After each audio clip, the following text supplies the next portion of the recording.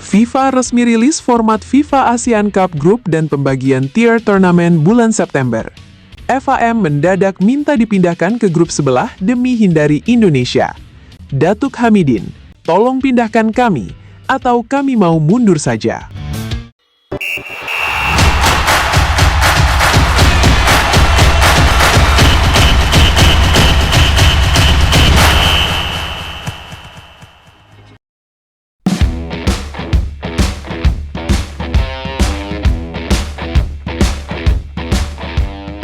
Belum selesai Piala AFF, sudah ada bom besar yang meledak dari FIFA. Bukan soal surat protes yang tidak ada dasarnya, tapi soal sebuah turnamen baru yang langsung mengubah peta persaingan sepak bola Asia Tenggara secara permanen. FIFA ASEAN Cup 2026. Turnamen yang diluncurkan langsung oleh Presiden FIFA Gianni Infantino dalam KTT ASEAN ke-47 di Kuala Lumpur Oktober 2025 lalu. Dan kemarin, 29 Juli 2026, drawing resmi digelar. Grup sudah ditentukan, dan hasilnya langsung membuat satu federasi panik setengah mati. Tapi sebelum kita sampai ke drama itu, kita perlu pahami dulu apa sebenarnya FIFA ASEAN Cup ini. Karena ini bukan sekadar turnamen biasa. Ini adalah revolusi sepak bola Asia Tenggara yang baru saja resmi dimulai.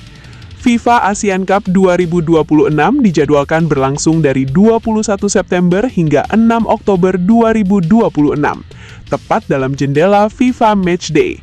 Dan itulah yang membuat turnamen ini berbeda dari Piala AFF secara fundamental. Karena ini masuk kalender resmi FIFA, setiap pertandingan yang dimainkan akan mempengaruhi ranking FIFA masing-masing negara. Setiap gol, setiap kemenangan, setiap hasil imbang, semuanya tercatat dan berkontribusi pada pergerakan ranking dunia.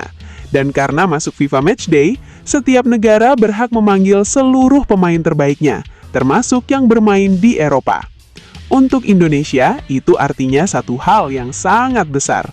Jai Itzes bisa dipanggil, Calvin Verdong bisa dipanggil, Kevin Dix bisa dipanggil, Ole Romeni bisa dipanggil, Emil Audero bisa dipanggil, Mace Hilgers bisa dipanggil. Semua yang tidak bisa hadir di Piala AFF karena bukan FIFA Matchday, semuanya bisa berkumpul di FIFA ASEAN Cup. Skuad penuh dengan semua pemain diaspora terbaik. Di turnamen resmi FIFA, melawan seluruh negara ASEAN ditambah tamu dari luar kawasan. Karena format turnamen ini juga unik, dibagi ke dalam dua divisi, Premier Division untuk 8 tim terkuat, dan Challenge Division untuk 6 tim sisanya.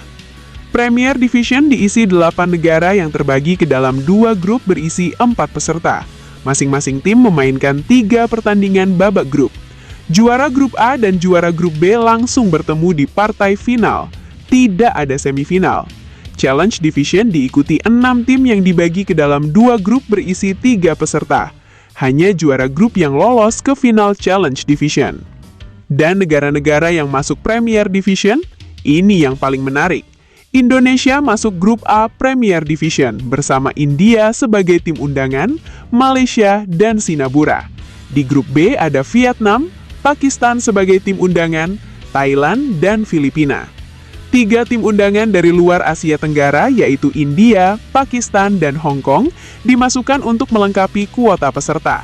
Dan juara Premier Division berpeluang mendapat hadiah $1 juta Amerika.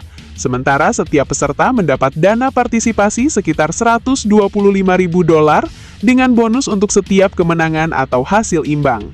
$1 juta, sekitar 16 miliar rupiah. Untuk juara turnamen yang sekaligus meningkatkan ranking FIFA. Tapi bukan hadiah uangnya yang paling membuat gempar. Bukan juga formatnya yang tanpa semifinal. Yang paling membuat gempar adalah satu hasil drawing yang langsung membuat satu federasi kehilangan ketenangan mereka. Indonesia segrup dengan Malaysia. Di Premier Division, di turnamen resmi FIFA, dengan skuad penuh termasuk seluruh pemain diaspora Eropa. Dan reaksi FAM? Datuk Hamidin disebut-sebut langsung tidak bisa menyembunyikan kepanikannya. Skuad AFF mereka saja kami tidak kuat. Bagaimana skuad full Eropa mereka? Tolong pindahkan kami, atau kami mau mundur saja. Tolong pindahkan kami atau kami mau mundur saja. Kalimat itu keluar dari Presiden FAM yang beberapa minggu lalu dengan santainya menyebut Piala AFF sebagai Piala Ciki, yang dengan percaya diri mengomentari persiapan Indonesia sebagai berlebihan, yang dengan tenang melihat seluruh drama naturalisasi ilegal, insiden kungfu Kapten U17, boikot supporter, stadion kosong, dan masih sempat nyindir Indonesia dari luar. Dan sekarang, setelah tahu bahwa di FIFA Asian Cup mereka harus berhadapan dengan Indonesia yang membawa Jai Itzes, Calvin Verdong, Kevin Dix, Ole Romani, Emil Audero, Mace Hilgers, dan semua yang tidak bisa hadir di Piala AFF, Datuk Hamidin mendadak minta pindah grup atau mundur.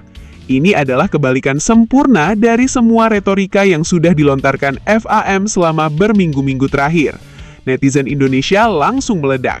Ada yang nulis, Piala Ciki katanya, tapi sama pemain AFF Indonesia saja sudah minta pindah grup, gimana kalau ketemu Jai Itzes dan Kevin Dix?